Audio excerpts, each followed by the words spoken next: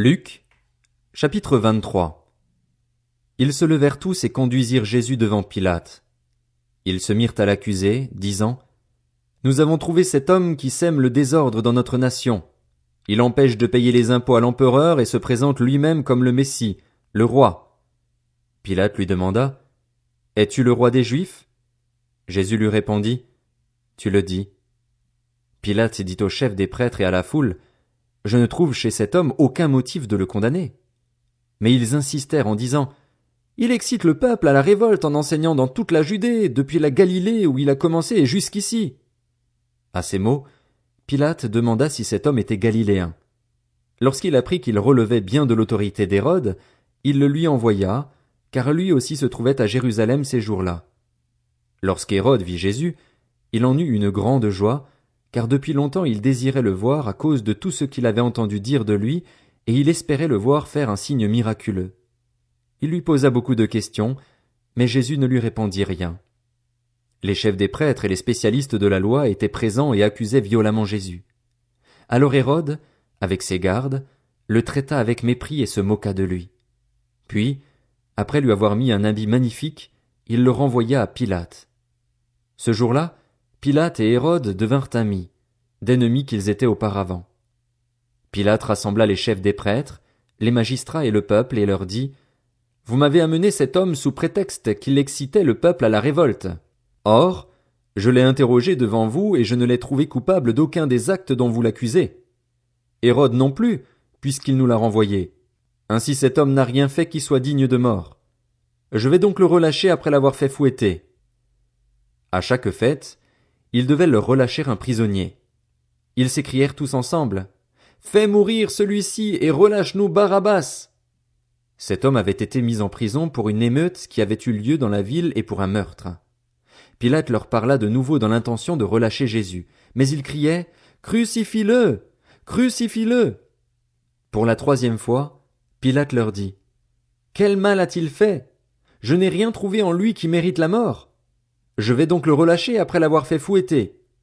Cependant ils insistaient à grands cris, demandant qu'il soit crucifié, et leurs cris l'emportèrent avec ceux des chefs des prêtres. Pilate décida de leur accorder ce qu'ils demandaient. Il relâcha celui qui avait été mis en prison pour émeute et pour meurtre, et qu'ils réclamaient, et il livra Jésus à leur volonté. Comme ils l'emmenaient, ils s'emparèrent d'un certain Simon de Cyrène, qui revenait des champs, et ils le chargèrent de la croix pour qu'il la porte derrière Jésus. Il était suivi par une grande foule composée de membres du peuple et de femmes qui se frappaient la poitrine et se lamentaient sur lui. Jésus se tourna vers elles et dit: Femmes de Jérusalem, ne pleurez pas sur moi, mais pleurez sur vous et sur vos enfants. En effet, voici que viennent des jours où l'on dira: Heureuses celles qui sont stériles, heureuses celles qui n'ont pas eu d'enfants et celles qui n'ont pas allaité. Alors on se mettra à dire aux montagnes: Tombez sur nous, et aux collines: Couvrez-nous. En effet, si l'on traite ainsi le bois vert, qu'arrivera-t-il au bois sec? On conduisait aussi 2 malfaiteurs qui devaient être mis à mort avec lui. Lorsqu'ils furent arrivés à l'endroit appelé le crâne, ils le crucifièrent là ainsi que les 2 malfaiteurs, l'un à droite, l'autre à gauche. Jésus dit: Père, pardonne-leur, car ils ne savent pas ce qu'ils font. Ils se partagèrent ses vêtements en tirant au sort. Le peuple se tenait là et regardait. Les magistrats eux-mêmes se moquaient de Jésus avec eux en disant: Il en a sauvé d'autres. Qu'il se sauve lui-même, s'il est le Messie choisi par Dieu. Les soldats aussi se moquaient de lui. Ils s'approchaient pour lui présenter du vinaigre en disant: Si tu es le roi des Juifs, sauve-toi toi-même. Il y avait au-dessus de lui cette inscription, écrite en grec, en latin et en hébreu: Celui-ci est le roi des Juifs.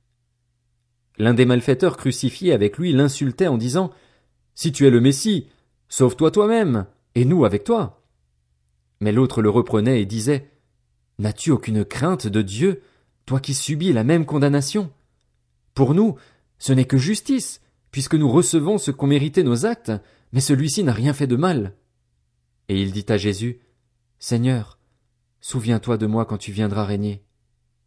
Jésus lui répondit: Je te le dis en vérité, aujourd'hui tu seras avec moi dans le paradis. C'était déjà presque midi, et il y eut des ténèbres sur tout le pays jusqu'à 3 heures de l'après-midi. Le soleil s'obscurcit et le voile du temple se déchira par le milieu. Jésus s'écria d'une voix forte, « Père, je remets mon esprit entre tes mains. » Après avoir dit ces paroles, il expira.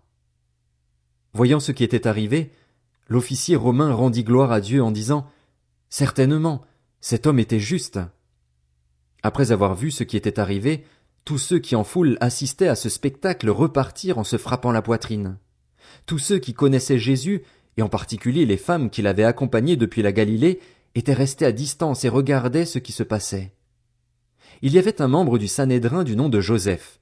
Homme bon et juste, il ne s'était pas associé à la décision et aux actes des autres. Il était d'Arimathée, ville des Juifs, et il attendait lui aussi le royaume de Dieu. Il alla trouver Pilate et demanda le corps de Jésus. Il le descendit de la croix, l'enveloppa dans un drap de lin et le déposa dans un tombeau taillé dans la roche, où personne n'avait encore été mis. C'était le jour de la préparation du sabbat, le sabbat allait commencer.